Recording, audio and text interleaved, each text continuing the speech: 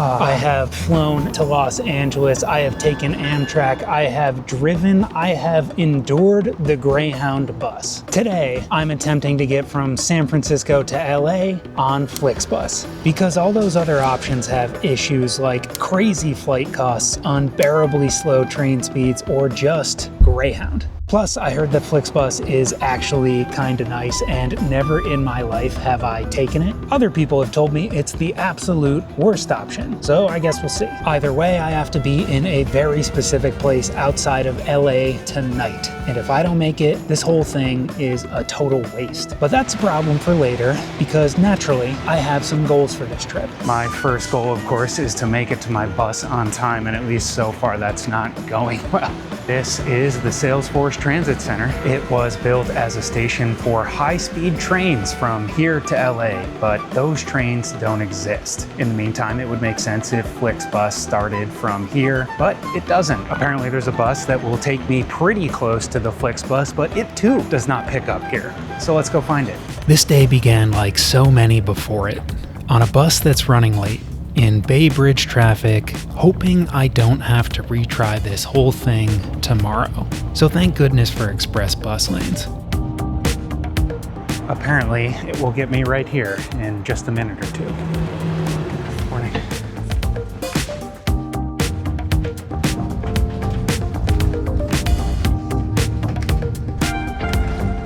Thank you, Mission Bay Shuttle. Bus should be here in 20 minutes. Wow. I think it's about a 10-minute walk over to that bus. This is going great. Would love to get some coffee, but it's not gonna be filled. Maybe in here? Sorry, can I have a small black coffee, please? Thank you. How about that?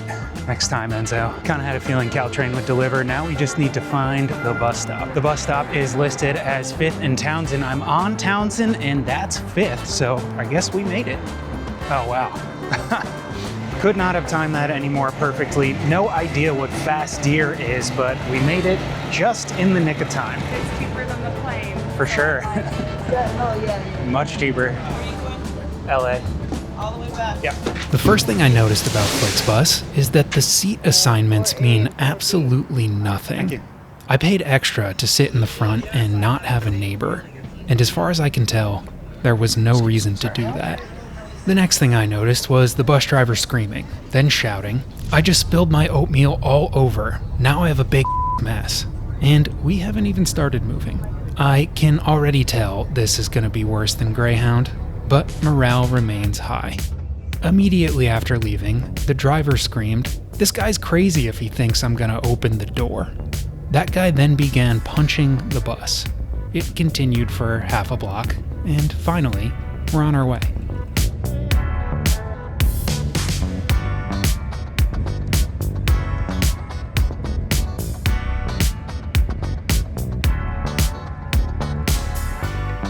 Our first stop is San Jose, an hour south of San Francisco. Here, the bus got crowded. This is also where disagreements about assigned seats began. Seat numbers, it turns out, are on the windows. Back on the road, and the driver is complaining aloud to herself that people aren't in their assigned seats. In my estimation, a third of that is just not seeing the seat numbers on the windows, a third is general incompetence, and only a third is deliberate. Our driver also says that it's all downhill from here. No idea what that means. I guess we'll find out. But before we find out what downhill looks like on Flixbus, how about a seat tour? The seats themselves are not the best. They're stained, and recline doesn't work in either of mine. But they are soft-ish. They do have these nice footrests, but armrests only exist in the aisle, and most appear broken. The air vents don't work either, but the reading lights do, and so do the outlets, which is all I really need. It's a cloudy day, but if it weren't, those shades would be handy. No tray tables, no cup holders, and another passenger warned us against using the bathroom. But pretty soon, that's not going to be an option for me. Any of you have McDonald's apps and you want to order ahead of time, because when we get there, we're only going to have 15 minutes. And I can't stress this enough. Yesterday, 3 people got left there because they insisted on taking their time. We told them, we honked the horn, they didn't come, so they got left there. Please be back in 15 minutes. Welcome to McDonald's in King City, where the only order is not being late back to the bus. Fortunately, I've delayed having to use the bathroom on the bus for a little bit longer, but I don't think that's going to work out all trip. Dare to dream. I've also somehow broken my camera. I don't know what's going on. So far, this trip has been fine. It's been fine. Let's hope that continues. Got a couple more minutes, and I'm not a big McDonald's fan. Let's see what we can find over here. And it was here, 2.5 hours into the journey, that I realized this does kinda suck. But all travel kinda sucks. I don't have a car, so driving is tough. Flying is much more expensive. The train is somehow slower than the bus. And this at least lets me look out the window, make a call, or plan what I'm doing tomorrow, and realize that it's going to be a lot more difficult than I thought. And heading back over to the bus with plenty of time to spare. If you're like me, perhaps you spend a lot of time wondering who rides something like the Flixbus. There are a few categories.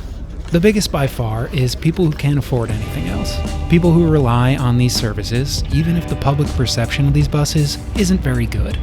The second category is people going to places that aren't well served by airports. Think college students on their way to Cal Poly or UCSB. And the last category is people like me.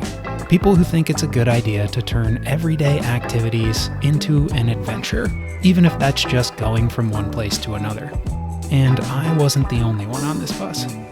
Headphones are an interesting aspect of Flixbus. You probably have some, but wearing them will drastically change your experience on the bus.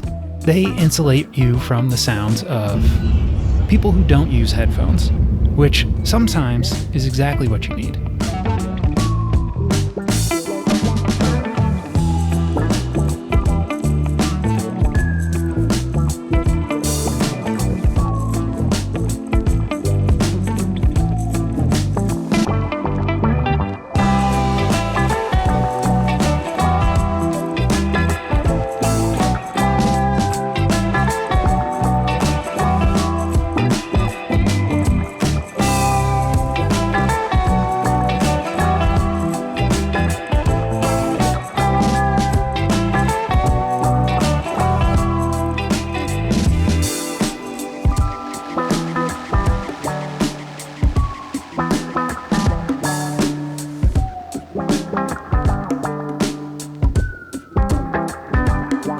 Welcome to San Luis Obispo. This would be a real turning point for me.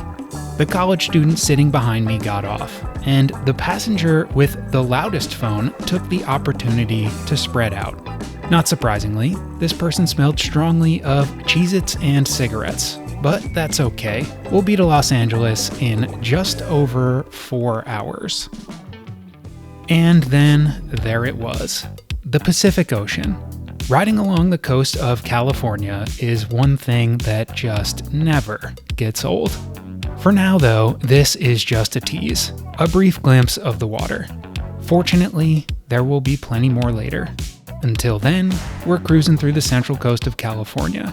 And these inland areas might not appear on as many postcards, but they're worth appreciating just the same.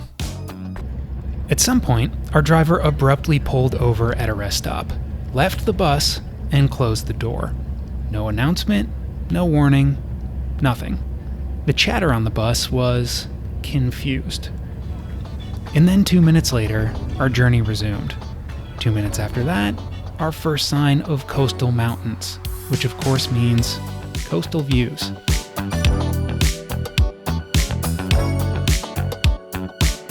Across the ocean, there's land. I've been on this highway before, and to be honest, I never thought much of it. I never really considered what's going on over there. Interesting.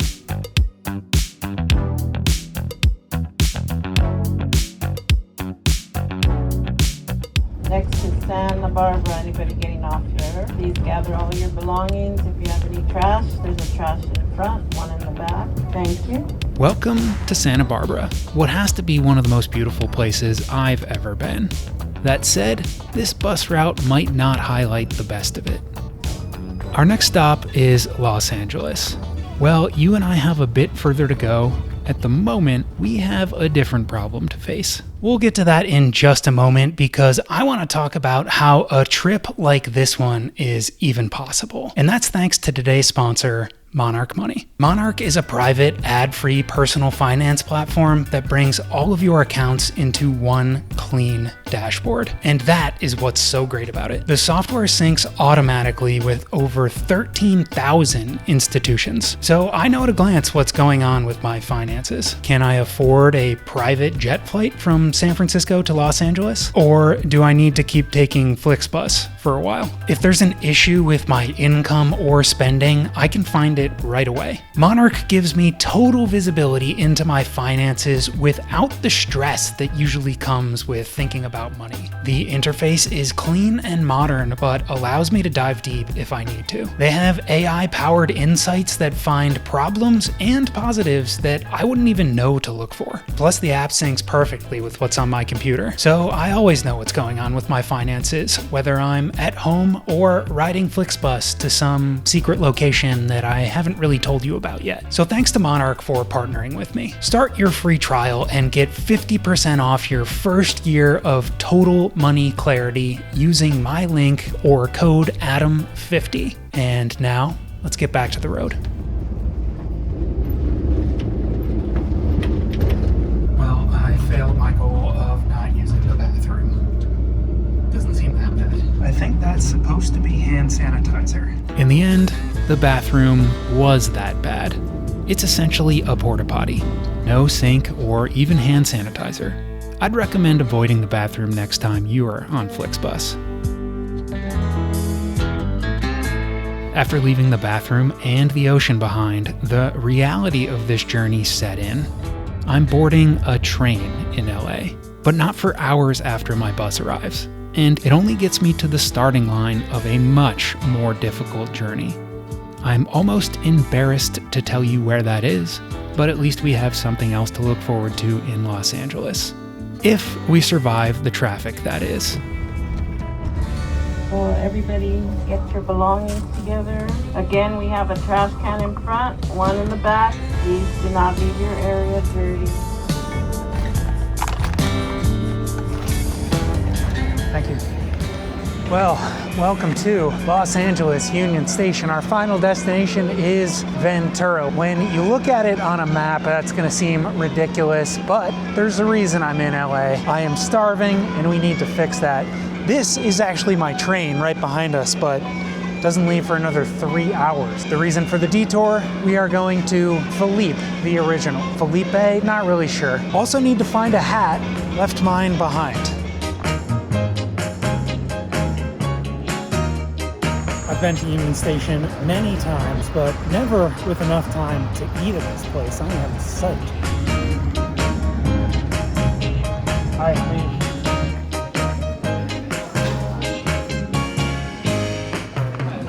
Good, how are you? Can I have a beef dip with Swiss for here, please? Can I get a potato salad as well? And then a pickled egg? And do you do half iced tea, half lemonade? Is that? Yeah, please. And that should be it. Okay.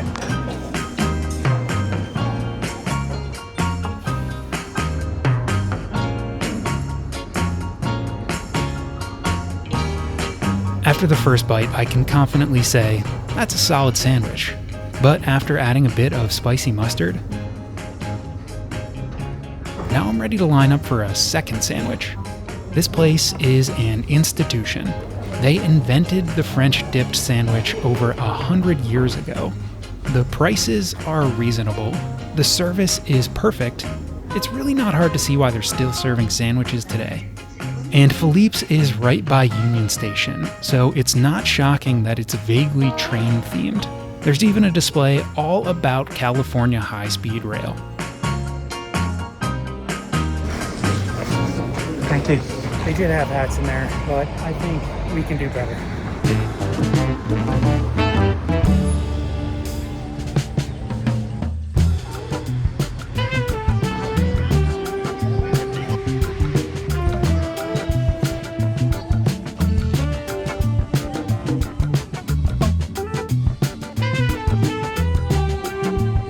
Well, it is Cinco de Mayo, but I don't think I can pull off anything vaguely sombrero looking, and I'm absolutely not going to wear a Dodgers hat, so let's keep looking.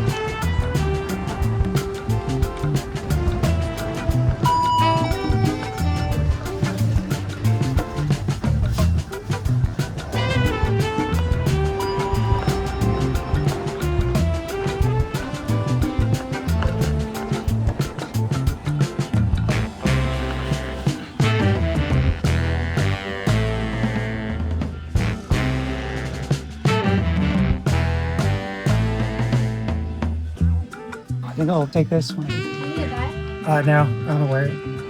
All right.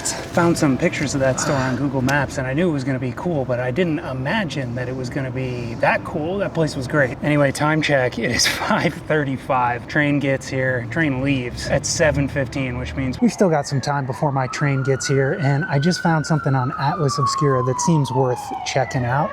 It's about 15 minutes towards these police sirens.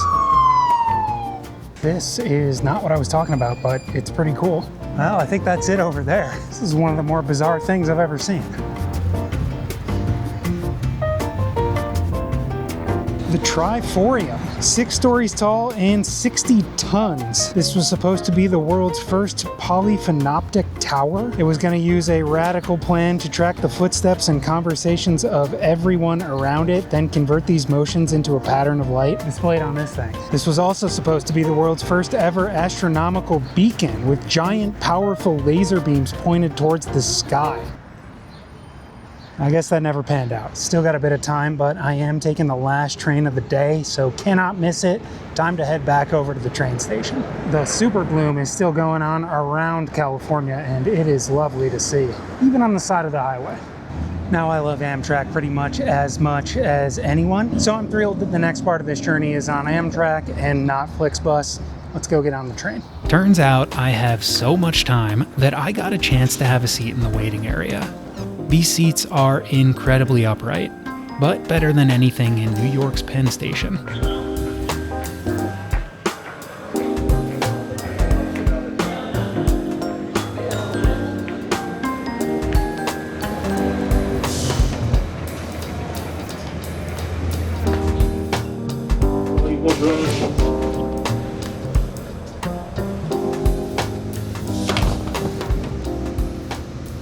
And with that, we're off to Ventura.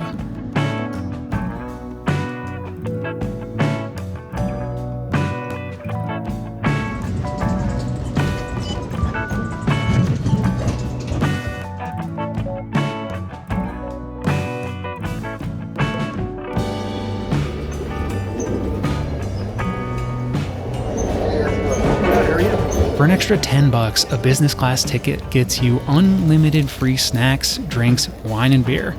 A no-brainer if you ask me. Now, we're just 2 hours away from the start of a real adventure.